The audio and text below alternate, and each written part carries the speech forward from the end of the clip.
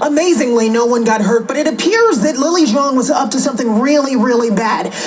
According to prosecutors, she breaks into her ex-boyfriend's home and she brings a rope, a knife, a gun, a baseball bat, even lighter fluid. The prosecutor also says that she cut off the power at the breaker box. The idea that she parks down the block and kills the power in the house. I mean, that's the kind of stuff you see on, spy thrillers on TV. You believe she went in that home looking to kill her boyfriend, her ex-boyfriend? Yeah, well, she had all the necessary tools with her. The specifics are reminiscent of a Hollywood drama. In the real world, allegedly doing all that got Lily Zhang charged with several things, including assault with intent to murder, felony firearm, home invasion, and attempted arson. Plus, she now has a $200,000 bond, and if convicted, maybe life in prison. And do you understand the counts and allegations against you? Do you understand those? Some of them. Understand them or not, here's why she was arraigned on those charges. Everything that follows, according to the prosecutor. Zhang broke into her ex-boyfriend's home, doused the basement with lighter fluid. She doesn't light it, but rifle in hand, heads up the stairs. The dog barking wakes the family up. Her ex's dad comes downstairs. Zhang fires. She misses. She tries to fire 2 more times. The gun jams, and the magazine falls out. Dad wrestles the rifle away from Zhang, and the cops are called.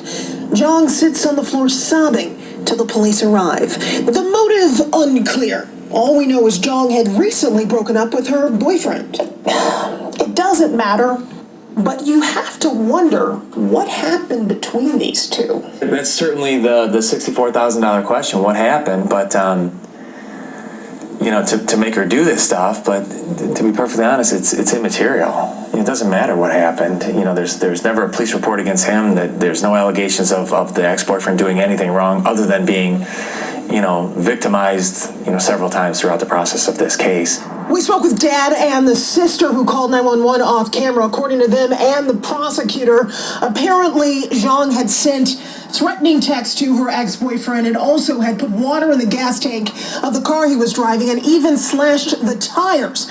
She is back in court on February 20th. Hillary Golston, Fox 2 News. A Detroit man dies trying to get back into his own home. We're told the man in his 50s got locked out of his apartment on Marinette near Rosa Parks Boulevard this morning. He tried to get in by breaking a window and climbing through it. It appears he may have cut himself badly and bled to death. He was a great guy, just down on his luck, American vet. He had just had some bouts with the law a few years back, and my brother Tom just gave him a place to stay to keep him sheltered. We're told it's also possible the victim may have frozen to death after locking himself out. The medical examiner will determine the exact cause of death.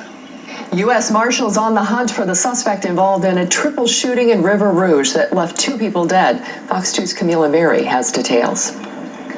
Kenyo Brown, he's an extremely violent individual. He shot these 2 people and killed them. One of his alleged victims, 48-year-old Dorian Patterson. It happened on Beechwood in River Rouge last Friday. A 3rd person was shot, but he survived. Now the U.S. Marshals are on a massive hunt to find the murder suspect. Kenyo Brown has an extensive criminal history. He's a violent offender, extremely violent offender. He's a habitual 4th offender. This guy needs to be found. His criminal history dates back more than 20 years. Investigators believe he is armed and dangerous and maybe under the influence of drugs. We've been getting several tips in all day today we're following up on.